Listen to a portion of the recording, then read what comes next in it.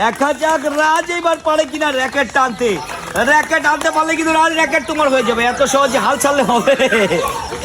সহজেই হাল ছাড়ে দিয়েছে আমাদের রাজ। এইবার হচ্ছে আমাদের সাউথ। সাউথ হয়েছে কিন্তু র্যাকেট দেখা যায়। সাউথ এইবার চলে এসেছে আমাদের কালাচাঁদ। কালাচাঁদ কি পারবে র্যাকেটটি নিতে? দেখা যাক।